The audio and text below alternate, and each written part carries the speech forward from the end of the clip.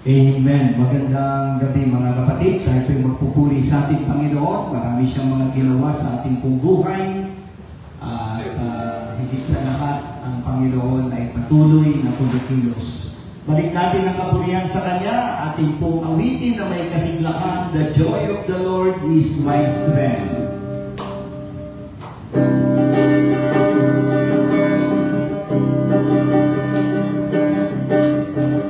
The joy of the Lord is my strength. The joy of the Lord is my strength. In the blood and bring the sweet and portion to those who are weak. The joy of the Lord is my strength. Once again. The joy of the Lord is my strength. The joy of the Lord is my strength. Lead the blood and bring the sweet and portion to those who are weak. The joy of the Lord is my strength. Like the ages, you are faithful and true. You are able to do what you have promised. Rock of ages, you are faithful and just. I will always put my trust in you. You're a shelter in the time of trouble, a refuge in the time of storm. You're a police in the time of struggle, a tower in the time of war. You're a healer in the time of sickness, a comfort in the time of grief. You're a struggle in the time of weakness, a helper in the time of need. Rock of ages, you are faithful and true. You are able to do what you have promised. Rock of ages, you are faithful and just. I will always put my trust in you. Shout your for joy, shout your for joy, for the Lord has given you the victory.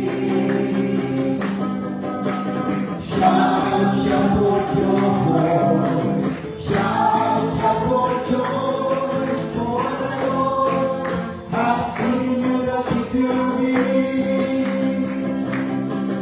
No weapon formed against us shall prosper. No kingdom reigns against you shall stand. For the Lord is the rock of my salvation, and we have overcome by the blood of the Lamb. Shout your for joy, shout your for joy, for the Lord has given you the victory. Shout your for joy, shout your for joy, for the Lord has given you the victory. No weapon forms against us shall prosper. No kingdom reigns against you shall stand. For the Lord is the rock of my salvation, and we have overcome by the blood of the Lamb.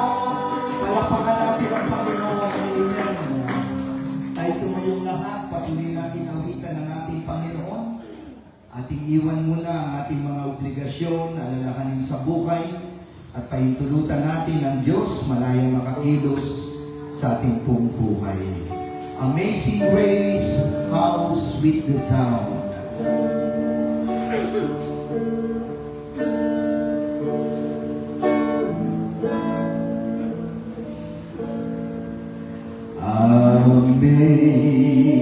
Amazing grace, how sweet that sound that saved a wretch like me.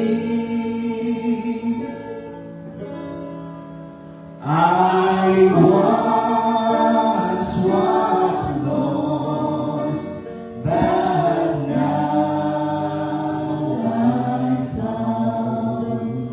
Was blind, but now I see. Amazing grace,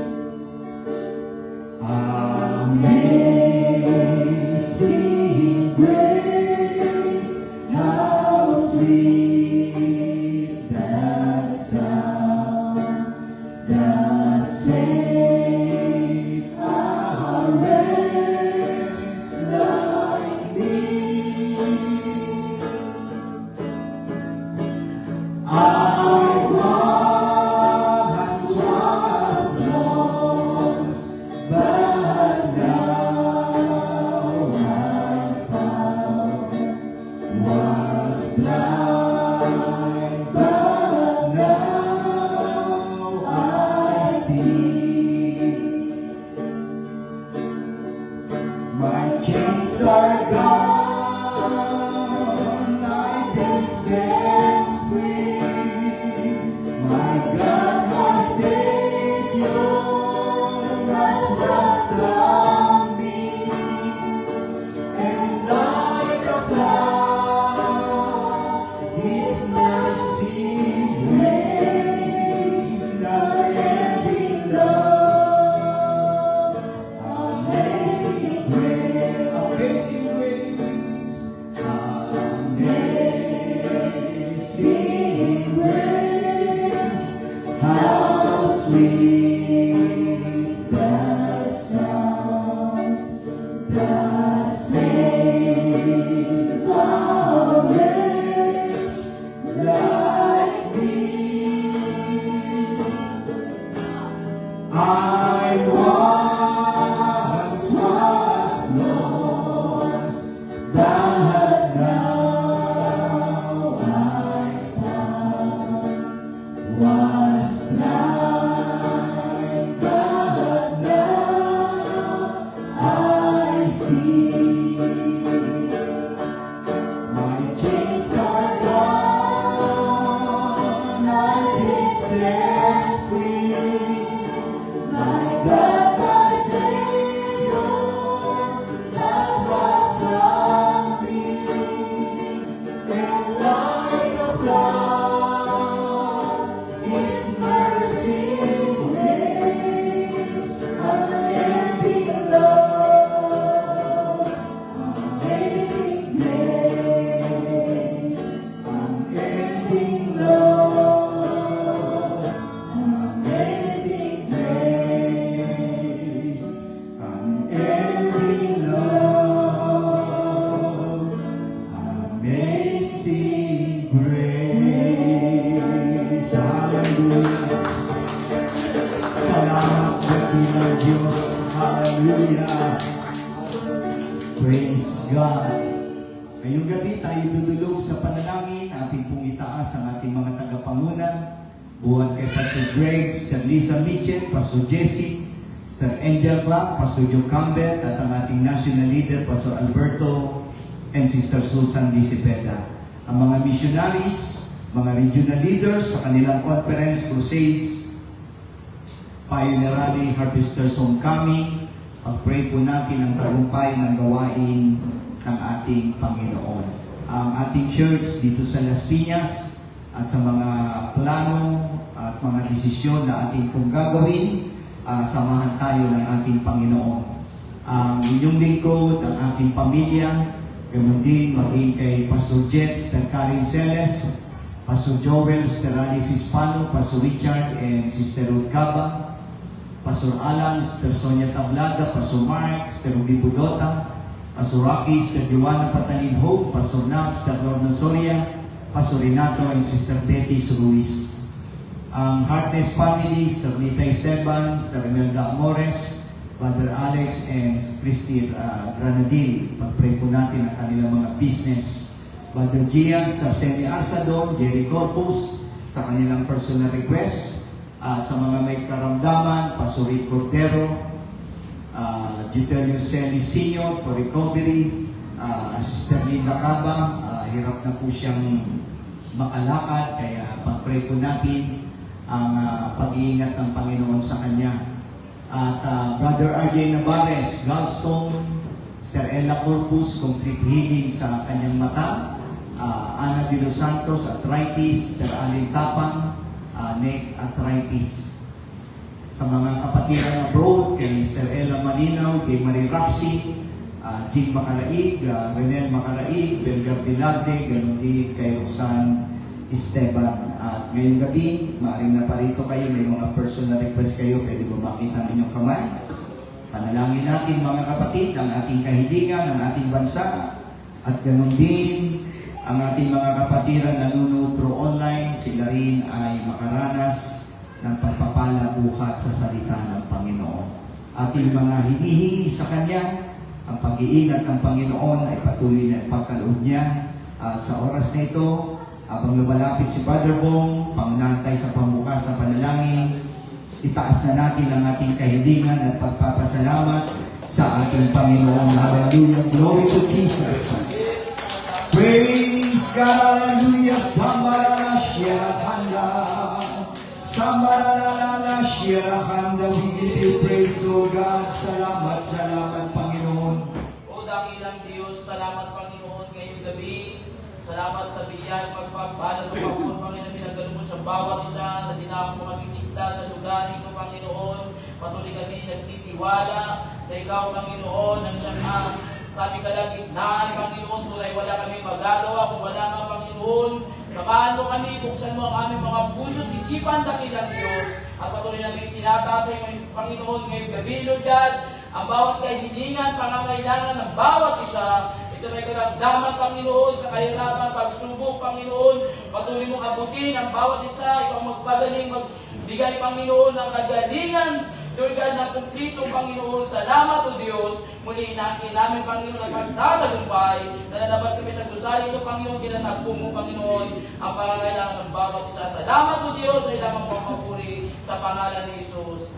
Amen. Amen. Tayo po'y magtanggapan sa isa't isa. Kinagagalak kitang makasama.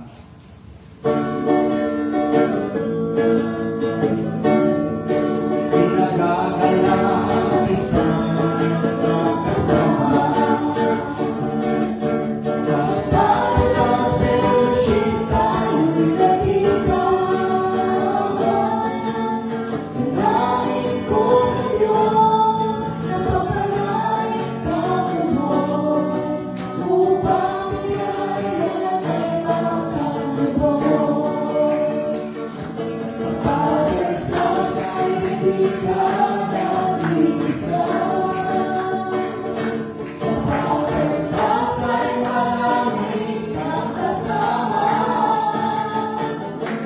Huwag ka lang malulungkot, isipin mo mayroong Diyos. Sa Father's house ay hindi ka nag-iisa. Praise God. At ang ating Sunday School ay 9 a.m. Tayo po'y magpapasimula. At 8:30 dapat nandito na, lalo na yung mga disciple. So maging on time tayo. At ang ating morning service naman ay 10 a.m. At sa hapon ay may paghayo. At ganoon din sa gabi, 6:30 ang ating gawain. Wednesday evening service ay 6:30 p.m. at ang ating panalangin, Lunes hanggang Sabado. Ongoing ang Davao Bible Conference. sa July 20 and 24. Tama. Ongoing, mga kapatid, kaya sama natin sa prayer. July 25 ay impact team sa 13 Martires. At sa 26 ay ang kanilang church revival. So, suportahan natin ito. At mga kapatid, maging abala tayo sa gawain ng ating Panginoon.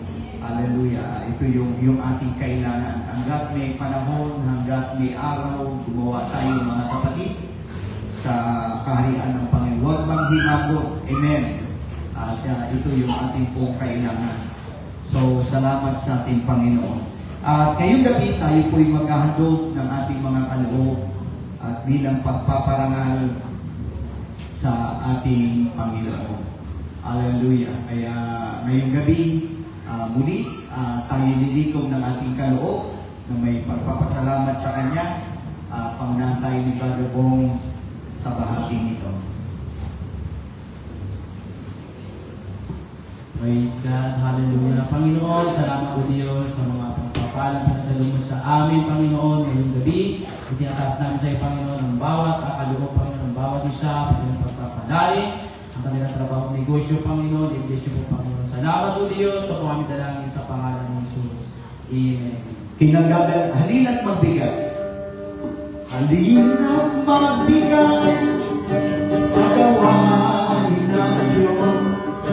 Kung nais mong ika'y papalain mo, hindi natin handog ang mabuting natin.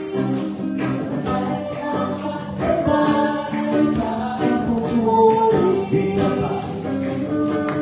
halina't magbigay sa gawain ng Diyos. Kung nais mo ika'y papalain mo, hindi natin handog ang mabuting natin. Kasabay ng pagsabay, papupuri. Amen. Praise God. At salamat sa ating Panginoon. Hallelujah. So, mamaya po, pagkatapos ng ating pong service, ay meron tayong meeting. At may mga magandang bagay ang Panginoon na ginagawa sa ating panahon ngayon. Ngayong gabi, nais kong iramin ang inyong pakikinig. Dadako tayo sa salita ng ating Panginoon. Dadalhin sa atin ni Brother Vincent. Palapakan natin ang Panginoon.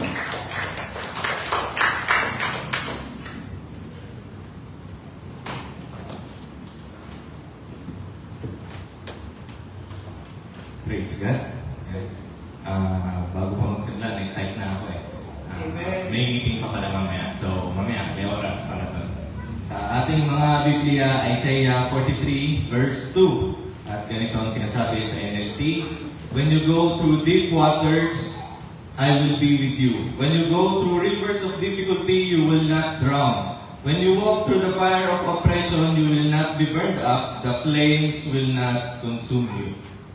Praise God, napakabuti talaga ng ating Panginoon. Recently, ang daming mga nangyari. Ngayon, na-excite talaga ako. Ang dami talagang nangyayari pa. Ayan, marami nangyari na katatapos lang at marami pang nangyayari sa kasalukuyan. So, ang dami talagang ganap. Napaka-busy natin, ang daming mga nangyayari, hindi lang sa family ni Pastor. Kaya, bago tayo magsimula, tapikin muna yung katabi. Sabihin na, praise God, nasa church tayo ngayon. So, yung mga walang katabi, medyo ganun talaga. Diba? Ayan. Praise God, nasa church ulit tayo. Kakain tayo. Ayan. Okay, mukhang nag-gets ang sinasabi. Kakain tayo. Hindi ko alam kung physical, pero ngayon, oras para kumain tayo para sa ating spiritual na buhay. Dapat ganyan ang ating mindset, mga kapatid. Kasi kailangan natin ng tamang mindset para maunawaan natin ang pangungusap ng ating Panginoon. Kung pupunta dito, tapos ang iniisip mo na, hintay lang ng oras, matapos din yan, uwi na ako. Ibig sabihin, sa puso mo, hindi ka naniniwala na mapapalakas. Na kakain ka. Kasi syempre, pag nakakain ka, lalakas ka. Pag gutom ka, ay makabad mood ka niyan. Di ba? Ngayon, sa spiritual natin, ganun din. Kung naniniwala tayo, nakakain ng ating spirito, lalakas tayo. Pero kung napangunahan ka na simula pa lang, na dahil hindi si pastor ang tumayo, nahusgahan mo na kagad, kailangan isuko natin sa ating Panginoon. Kaya yung umuna tayo para sa panalangin, o takilang Diyos, tunay nga Panginoon ay kay buhay, Panginoon, kumikilos sa buhay ng bawat isa, Panginoon. Salamat Lord God, Ikaw ang aming Diyos, Panginoon. Batid mo ang lahat, Panginoon. Ikaw ang pangpala sa bawat isang narito, pati na rin ang mga nanonood online, Panginoon. Gamitin mo yung banal na salita, Panginoon. Magbigay ng panibagong kalakasan sa aming mga kaluluwa, Panginoon. At malalim na pananampalataya sa iyo, Panginoon. At ngayon pa lang, Panginoon, binibigay na namin lahat ng kapurihan at pagpapasalamat sa pangalan ni Jesus. Amen. Yan mga kapatid, alam ni Lord yung nangyayari sa bawat isa, kaya gusto ni Lord ngayong gabi, palakasin tayo. Mamaya sa meeting, sigurado lalakasin tayo. Kaya mga kapatid, ang pangaral na yun ay patungkol sa lifelong journey. Yan. Lifelong journey, ibig sabihin, may mga next na chapters pa yung buhay natin. Lifelong ani. Pag sinabing lifelong, talagang buong buhay. Mga kapatid, July na tayo. Next month, August na. After ng August, September, bare months na. Ibig sabihin, papalapit na yung December. Papalapit na yung December. Kaya papalapit na rin yung gastos, mga kapatid. Sa mga inaanak pa lang. No?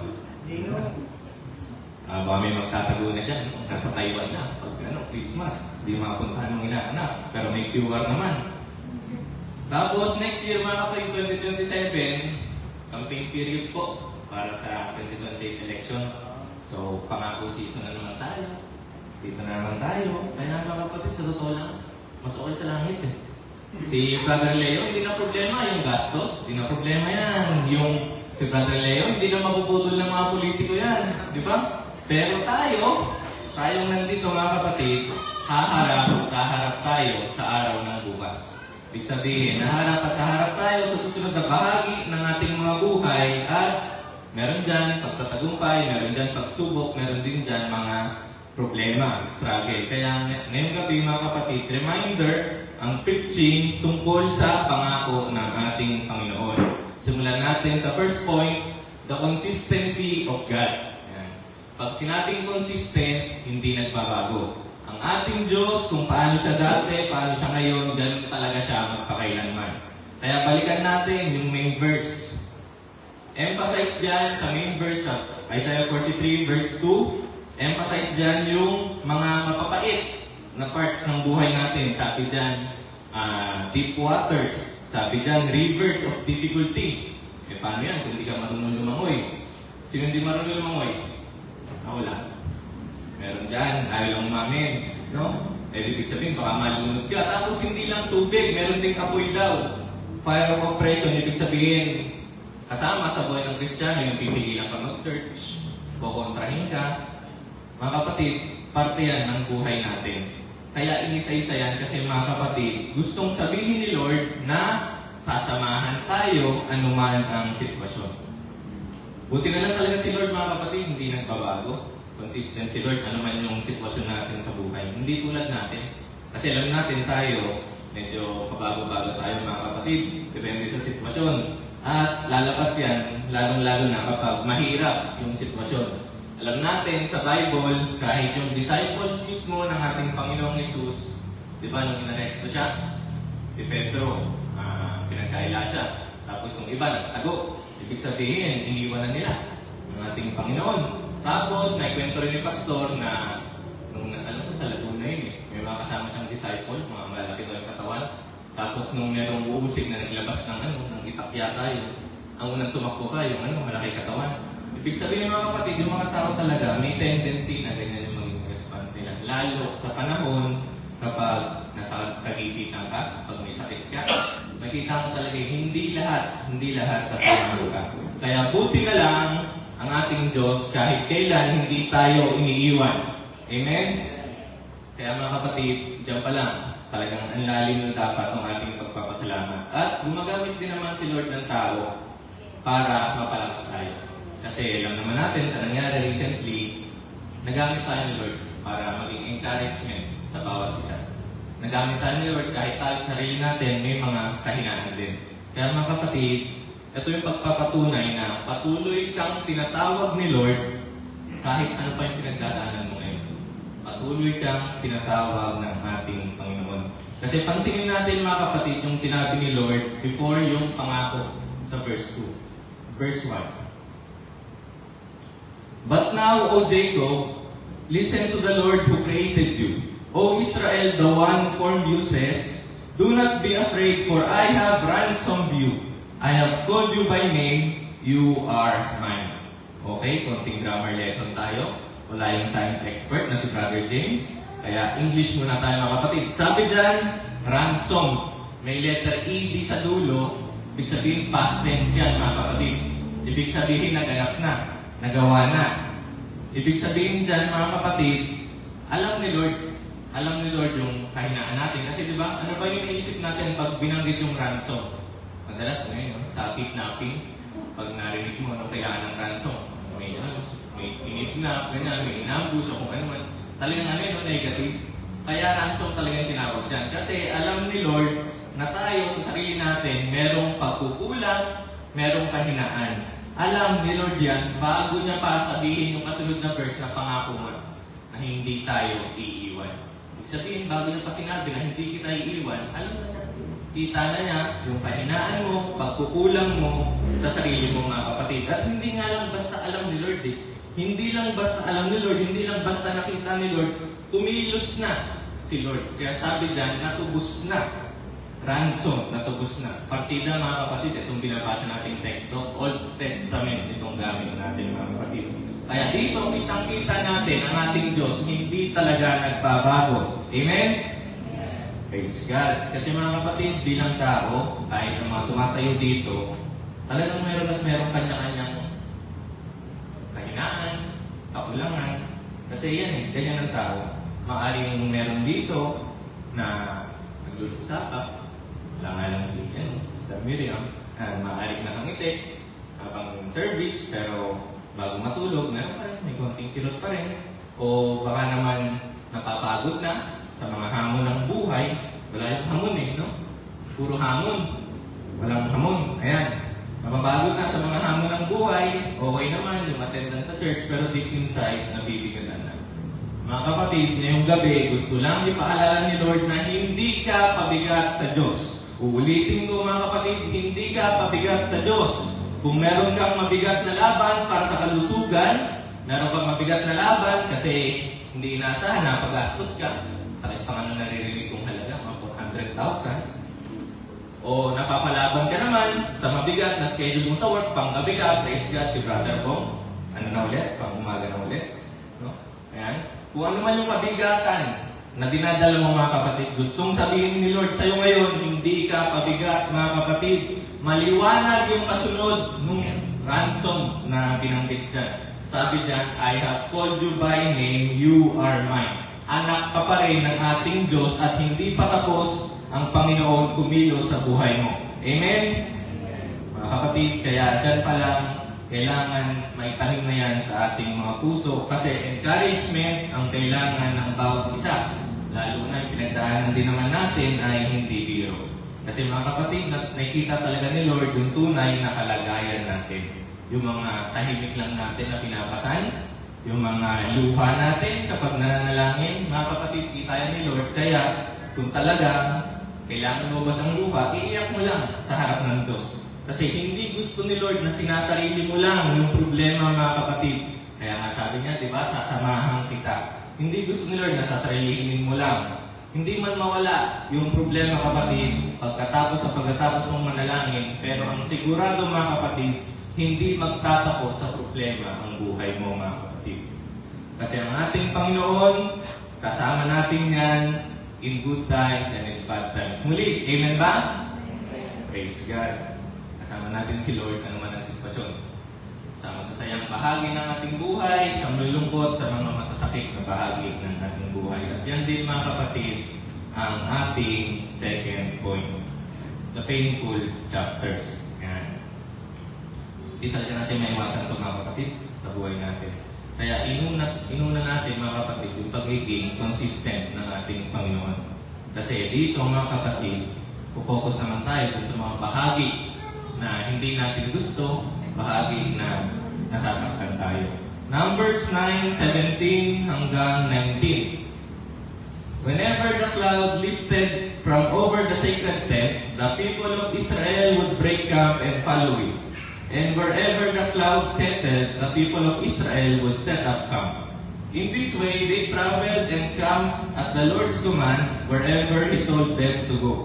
Then they remained in their camp as long as the cloud stayed over the tabernacle. If the cloud remained over the tabernacle for a long time, the Israelites stayed and performed their duty to the Lord. Okay, medyo bitin yung naka-flash kasi hindi lang basta nag-stay yung Israelite, may binanggit din dyan na perform their duty to the Lord. Mamaya pag-uusapan din natin yan. Mga kapatid, itong binasa natin, ibang libro naman, bilang naman ito mga kapatid. Pero may kita natin dyan, kasama pa rin ng Israelites ang ating Panginoon. So may kita natin dyan mga kapatid, consistent talaga ang ating Panginoon. Walang duda doon mga kapatid. At dito, sa panahon na to, kasama ng Israelites ang ating Panginoon, pero hindi nila masasabi, yung mga Israelita, hindi nila masasabi saan sila sunod na ililipat. Ibig sabihin, hindi nila alam kung ano yung mangyayari sa next chapter mga kapatid.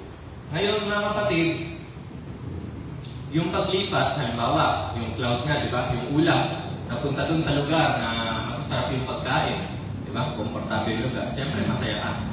Eh ngayon, kung lumipat dun sa lugar na hindi mo gusto, siyempre, may rapat ka. Kasi iba yung gusto mo eh. Ngayon mga kapatid, hindi kontrolado ng Israelites saan ba talaga sila mananatili. At hindi sa lahat ng oras, mga kapatid, gusto nila yung lugar kung saan kailangan nilang manahan. Kasi mga kapatid, sa buhay talaga natin, minsan, yung punto, hindi talaga natin gusto. Yung chapter ng buhay natin ngayon, yung lugar natin ngayon, minsan di natin gusto, mga kapatid. At sa mga panahon na yun, mga kapatid, na nasa bahagi ka ng buhay na hindi mo gusto, mahirap, sa ganong pagkakataon, mga kapatid, pinaka-nasusukat yung ating pananampalataya. Yung mga ganyang pagkakataon na mahirap, masakit, hindi yan pinailing tulutan ng ating Panginoon para lang maisip natin ang hina-hina natin, na baka ma-depress ka pa, sabi mo wala kang kwenta-kwenta. No? Kasi mga kapatid, kung usapang kahinaan lang din naman, given naman na yun mga kapatid, yung mga problemang hindi natin kaya ng ating Diyos. Amen. Yung mga hindi natin kaya lagpasan, mga kapatid, Diyos ang magtatawid sa bawat isa. Alam na natin yan, mga kapatid, yung pandemic pa lang at kung ano-ano pang mga problema, yung sa sarili natin, hindi natin kaya yun, pero itinawid pa rin tayo ng ating Panginoon. Kaya yung mga ganyang pagkakataon na mapait, masakit, malungkot, ang tinuturo ng ating Diyos, mas umasa tayo sa pagkilos. Nabibigyan tayo ng pagkakataon para mas dumepende sa kapangyarihan ng ating Panginoon, hindi sa ating sarili, mga kapatid. At para na rin, kapag nakatawid na tayo, hindi tayo makakalimot kung gaano kabuti ang ating Panginoon. Kasi mga kapatid, ang pinakagusto talaga mangyari ni Lord dito, kapag dumadaan tayo sa mga ganyang bahagi ng ating buhay, lumalim yung ating pag-unawa, mas makita natin, mas maunawaan natin gaano ba tayo kamahal ng ating Panginoon. Kasi aminin natin mga kapatid, kapag nandun tayo sa bahagi ng buhay na masakit, mahirap, minsan nalulunod tayo mga kapatid. Minsan, nangihina talaga tayo. Minsan, nasusugatan tayo. Kaya mga kapatid, kasama talaga sa preaching ni Pastor, yung unhealed wounds, mga kapatid, napakahalaga na binibigay natin yan sa ating Panginoon para magamot tayo, mga kapatid. Kasi ang unhealed wounds yan, mga kapatid, personal experience, dyan din ako tumigil dun sa unang church, mga kapatid. Kaya gagamitin ko na rin bilang warning na hindi solusyon ang pagpigil, mga kapatid. Kahit gaano ka kapagod, ano man nakikita mong problema, maling sa ibang tao, kasama mo sa church, hindi solusyon mga kapatid ang pag-backslide. Warning yan galing sa isang nag-backslide ng 10 taon mga kapatid.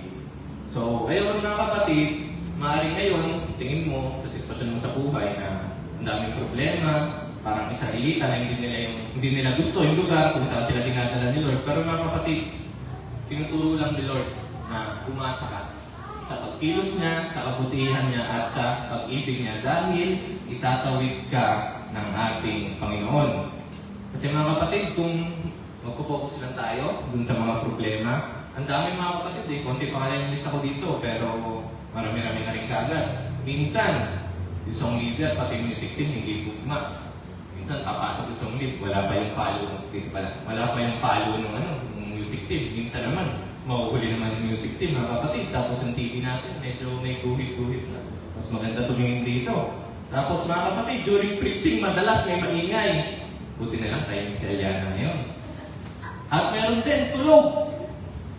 Okay, walang tulog, praise God, kasi mababangit ko na yung pangalan. At minsan din mga kapatid, disciple yung nakatayo. Kung talagang magbibilangan tayo mga kapatid ng mga kahinaan, pagkukulang, hindi yan natatapos mga kapatid. At kita naman natin 2 Sundays ago na kahit ang mga tagapanguna, kailangan din nila ng kalakasan mga kapatid. 2 Sundays ago, ang ating pastor, syempre dahil sa nangyari, nakaramdam din ng panghihina. Praise God, okay na ulit ngayon. So mga kapatid, ano naman ako pag meron akong narinig, meron akong nalaman, hindi ako agad nagre-react, hindi ko agad sinasabi. Pero ngayon, kailangan natin ikumpronta o i-address yung madalas na nababanggit ni Pastor kapag siya ay humaharap din sa pagsubok. Madalas nasasabi ni Pastor na may nagsasabi sa kanya na, Pastor, pag ikaw nang lupay-pay, titigil lang. Pag ikaw nang lupay-pay, maglulupay-pay din. Ngayon mga kapatid, naunawaan naman kasi syempre nakatingin ka sa leader mo. Pero ang tanong mga kapatid, yung pagsunod ba natin sa Panginoon nakadepende sa kilos ng iba? Yung pagsunod ba natin sa ating Diyos nakadepende sa kung anong ginagawa ng ating pastor? Ito ang personal commitment yan mga kapatid. Kasi kung titigil yung leader mo, titigil ka na rin.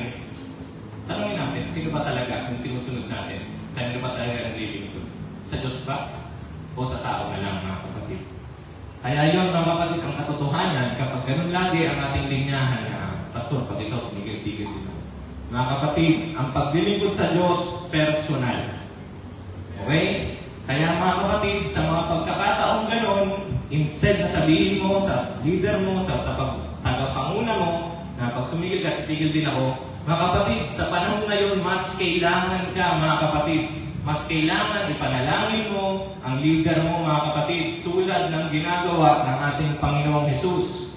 Balikan natin yung verse 19 mga kapatid. Ayan. Wala talaga, hindi nakalagay dyan. Pa-shift na lang sa King James Version. Ayan. Sa mga panahon mga kapatid na may nanghihina, dun ka mas kailangan kapatid. Gustong sabihin ni Lord, ipag-pray mo yung kasamahan mo, yung kapatid mo mga kapatid. At itong verse 19 na to, kayang ilipat sa KJV. May nag-English dun sa NLT. Ayan, okay, praise God. Basahin natin sa KJV. And when the cloud tarried long upon the tabernacle many days, then the children of Israel kept charge of the Lord and journeyed na. Ibig sabihin, malalim-lalim lang. Pero nandiyan yung pinupunto natin ngayon. Ibig sabihin mga kapatid, kung yung cloud na yun na sumisimbolo sa presensya ng ating Panginoon, nandun sa lugar na ayaw mo, hindi mo naman masabi gano'ng katagal yan bago lumipat ulit. Tapos sabi dyan, kung pumalagi yan sa isang lugar na ayaw mo ng mahabang panahon, ano daw yung ginawa ng mga Israelita mga kapatid? Siyempre hindi sila umalis. Yun yung nakalagay naman sa NLT. Hindi sila umalis. Pero, hindi lang basta hindi sila umalis mga kapatid. Sabi dyan, kept the charge of the Lord. Sabi dyan mga kapatid, sa mas mababaw na English, performed their duty to the Lord. Hindi lang yung hindi sila umalis, hindi nila tinagpuran si Lord dahil ang ayaw nila ng lugar, kundi mga kapatid, patuloy silang naglingkod sa ating Panginoon.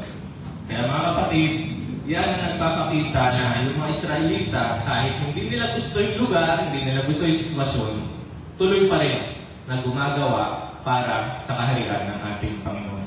Kasi ito yung katotohanan, mga kapatid, sa panahon na hindi natin gusto yung bahagi ng buhay natin, mga kapatid. Ang katotohanan dito, mga kapatid, pwede kang maglingkod sa Diyos ng tapat kahit ang dami mong problema. Pwede kang maglingkod sa Diyos ng tapat kahit nasasaktan ka, mga kapatid. Kasi yung gagawin natin na kahit may pagsubok, kahit nasasaktan, nasusugatan, patuloy sa paglilingkod, kasama rin yan, mga kapatid, sa medyo bago-bagong preaching pa lang ni Pastor na building yourself, mga kapatid. Kailangan tayo rin nag-e-effort para mapalakas din natin ang ating espiritu, mga kapatid. Siyempre, sa pamamagitan ng paglilingkod, patuloy na pagiging tapat sa ating Panginoon. Amen? Kaya yan ang katotohanan, mga kapatid, kapag umaharap tayo sa mga natutugo, masasakit na bahagi ng ating buhay. Maraming tinuturo ang ating Panginoon.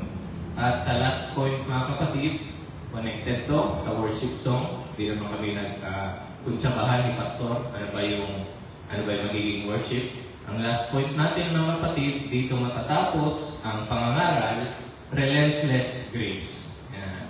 Kanina, di ba? Amazing grace. Ngayon naman, relentless grace. Praise God talaga. Ang Diyos ang nagtatagpi-tagpi ng mga nangyayari. Mga kapatid, ano ba itong sinasabing relentless grace na to, mga kapatid? Pag sinabing relentless, mga kapatid, ibig sabihin yan, intense. Ibig sabihin, hindi yan basta-basta lang. Ibig sabihin, malalim yan. Ibig sabihin, mga kapatid, todo bigay. Yan. Yan ang ibig sabihin ng relentless grace. Sa Tagalog, intense na biyaya galing sa ating Diyos. Jeremiah 31, verses 25 hanggang 26. Sakto pa. Sakto pa na sa librong Jeremiah. Itong verse 25, mga kapatid, 2 days ago, naging daily Bible verse yan dun sa Bible app. Kaya, praise God kasi naitagdag. Kasi ito talaga yung gustong may pangaral ngayon. Sabi dito sa verse 25, tuloy natin hanggang verse 26, napaka-timely na to. Sakto sa mga nangyari na katapos lang. For I have given rest to the weary and joy to the sorrowing. At this I woke up and looked around. My sleep had been very sweet. Ayan. So, sabi sa libro ni Prophet Jeremiah, sa verse 25, ano yung sabi? I have given rest to the weary and joy to the sorrowing. Sorrowing. Ano ulit tayo? Grammar ulit tayo. Kapag may ganyan, ing, sorrowing, ibig sabihin, present tense. Ibig sabihin, kasalukuyan pa lang na nangyayari. Ibig sabihin, nag-uusap pa, malungkot pa. Pero anong sabi ng ating Panginoon? Sa panahon na yun, na kasalukuyan kang malungkot o kasalukuyan kang problemado, sabi dyan, binibigyan ka ng joy, ng kasiyahan pa rin ng ating Panginoon. At si Lord lang talaga yung makakagawa nun. Kasi kapag talagang sorrowing na, hindi nga lang basta sadness yan di ba? Mas malalim yung sorrowing kasi malungkot ka lang yan. Pagluluksa, paghihinagpis, no? Bighati, ganyan yung level nun. Si Lord lang ang makakapagbigay ng kasiyahan, totoong kasiyahan sa time na yan, mga kapatid. Hindi puro lumbay, hindi puro kapaitan kapag nasa presensya ka ng ating Panginoon. Hindi tulad ng madalas na nangyayari na kapag may mga malalim na problema, di ba, marami ang ginagawa. Tatawag sa tropa, bibili ng ng Red Horse, di ko alam kung yung parang ba yung gusto ngayon kasi baka mahal na rin. Di ko alam kung trip nila. Pero mag-iinom, mga kapatid. Pero hindi yun. Hindi yun yung joy na sinasabi. Ang nangyayari, tumatakas lang kung sa problema. Pero tayo mga Kristiyano, alam natin, ang sabi ni Lord, haharap tayo sa ganyan, pero sasamahan tayo ni Lord at hindi lang sasamahan, si Lord ang magbibigay ng kaligayahan kahit sa gitna ng mga problema. Okay, mga kapatid. At hindi rin mangyayari daw na yung iiyak ka, di ba, may iba, iiyak na lang, di ba, makatulog, di ba? Hindi ko alam, yung mga galing break up, di ba? Pagbago ka lang na nagtiwalaan, iyak, nakatulog ka, tapos pag-gising mo, parang di ka rin lumakas, di ba? Kasi pag-gising mo, ganun pa rin. Iiwan ka pa rin, yung jowa mo, no? Ayun. Sabi sa verse 26, mga kapatid, yan. Sabi dito, pagkagising daw, na-realize niya na yung tulog niya maayos. Alam natin mga kapatid, sa dami ng problema, di ko alam kung maayos pa rin ba yung tulog natin. Pero mga kapatid, kung medyo di tayo makatulog sa panahon ng problema, ito mga kapatid, yung verse na nagpapakita kung anong gustong gawin ng ating Panginoon. Yan, medyo pumipiyok pa. Ayan. Gustong gawin ni Lord na kahit baon ka sa problema, dami mong hinaharap, pag natulog ka, napaka-mahimbing pa rin mga kapatid. Pag-gising mo, ayan, lamang mo talaga yung kalakasan. Kasi kahit anong problema pa yan mga kapatid, ang pagpapala, ang biyaya ng ating Panginoon, laging mas lamang. Yan mga kapatid. Minsan, hindi lang natin naiisip kapag nandun na tayo sa panahon ng problema, di ba? Baka nakalimutan natin yan. Kaya nga, praise God na naipapakita ngayon. Kasi mga kapatid, baka kapag nasa time tayo ng problema, hindi natin naiisip yan. Baka feeling natin, pasa na natin lahat ng problema ng mundo. Ang my day ka pa, ang kung ano-ano, popost ka pa sa Facebook, drama-drama ka pa, di ba? Artista yan, di ba? Feeling artista. Huwag ko lang, pag tingnan ng itsura, artistahin ba talaga?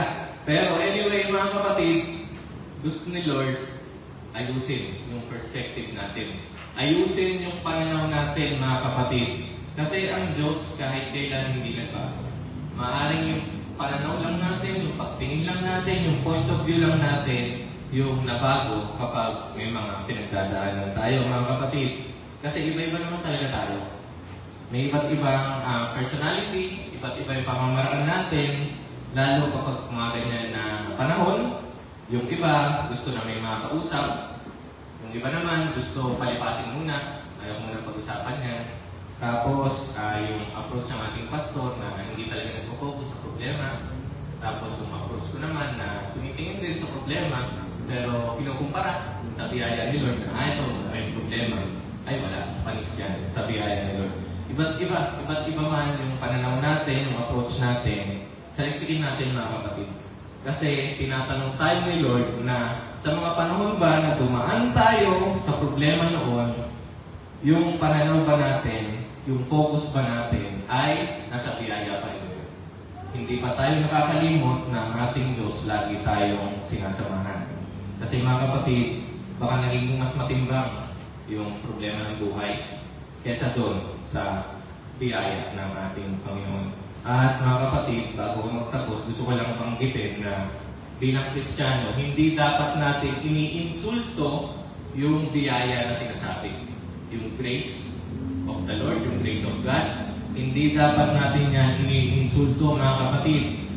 Paano ba yan naibigay sa mga tao? Paano ba nagkaroon ng biyaya galing sa Diyos mga kapatid?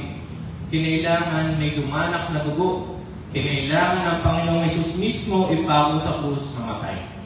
Ganyan kabigat yung kinakailangan para matanggap lang natin, maibigay lang ng Diyos yung grace na tinatawag mga kapatid.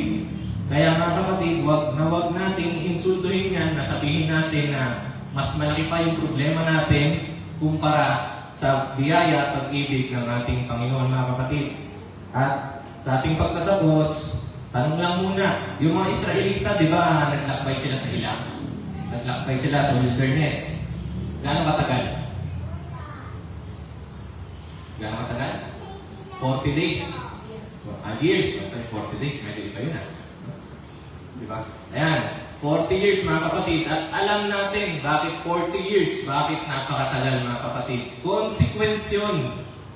Parusa yun mga kapatid. Ngayon, alam natin yan, di ba? Kasi pasaway kayo Kaya 40 years, alam natin yung parusa, yung consequence, pero alam ba natin yung intense na biyaya ng ating Panginoon dun sa 40 years na yan? Deuteronomy 8 verse 4. For all these 40 years, your clothes didn't wear out and your feet didn't blister or swell. Ganyan ang intense na pagpapala ng ating Panginoon. Ganyan ang intense na biyaya ng ating Panginoon. Kaya tayo ngayon mga kapatid, dapat todo bigay. Ano man yung assignment na binigay sa atin, song lead, music team, laptop, dapat binibigay natin yung best natin mga kapatid. Kasi tingnan natin mga Israelita mga kapatid, di ba? 40 years, parusa sa kanila yun. Pero mga kapatid, tignan mo, parusa na yan sa lagay na yan, na yung damit nila hindi man lang nasira. Eh tayo nga, na ang dami nating blessing sa damit. Galing UK, di ba? UK, di ba? Eh, less than 20 years lang, sira na yan, sigurado. Baka kasi umabot ng 10 years kasi meron akong favorite na t-shirt. 10 years yung butas-butas na ginagamit ko pa. Pero yung kanila mga kapatid, sabi dyan, hindi man lang nasira. 40 years mga kapatid. Parusa na yan sa lagay na yan mga kapatid. Kahit daw yung mga paa nila mga kapatid, never daw blister, paltos yan mga kapatid, paltos. Yung sweat naman na maga. Okay, focus tayo doon. Never daw na maga. Di ba? Pinaparusahan yan ha? Pero never na maga, mga kapatid, sa 40 years sa paglalakbay nila. Samantalang yung iba sa atin, sige, sama ko na rin. Samantalang tayo, mga kapatid, konting lakad lang, yari na. Maglalabas na ng mga kung ano na yan, langis-langis, pahit-pahit, di ba? Konting lakad na, wala na. Lupay-pay na, di ba? Lalo kung may hagdan pa kasama. Di ba? Wala na, baka di na makahinga, mga kapatid. Di ba? At lalo kung literal na kilometro yung lalakarin mo, mga kapatid, tulad ng ginawa nila. Di ba? Kasi sa amin, may mga kilala ko na kapag may project, diba, 1 kilometro, 5 kilometro yung project, lalakarin talaga nila yun. Napakainit, lalakarin talaga nila yun. Pero pagdating na sa mga maleta, yung mga nasa taas na bibigyan, no? Habulin sana sila ng NBI. Anyway, ayan. 5 kilometro nilalakad, pero mas malala yung sa Israelita. 40 years mga kapatid, pero never na maga yung paa. Di ba? Grabe yung lalim ng grace ng ating Panginoon. Kaya maliwanag mga kapatid na sa paglalakbay natin, sa lifelong, sa buong buhay na paglalakbay natin bilang Kristiyano, kasama natin lagi ang ating Diyos. At kahit ano pa man yung kinaharap natin noon, nagkaharapin ng mga pagsubok, mga problema, higit pa rin ang biyaya ni Lord mga kapatid. At eto na nga, nakasulat talaga to, masabik tayo sa mga kasunod na chapters ng buhay kasi naniniwala ako at na-excite nga dahil answered prayer na merong beautiful days na kasunod itong ating paglalakbay mga kapatid. Kasi ganyan ka kamahal ng ating banal na Diyos. Palakpakan natin ang kabutihan at pag-ibig pagpapalan ng ating Panginoon. Hallelujah. Salamat Lord sa renewed strength. Yan, mga kapatid, tulad nga ng pinangaral, tayo ay nasa paglalakbay pa rin. Hindi pa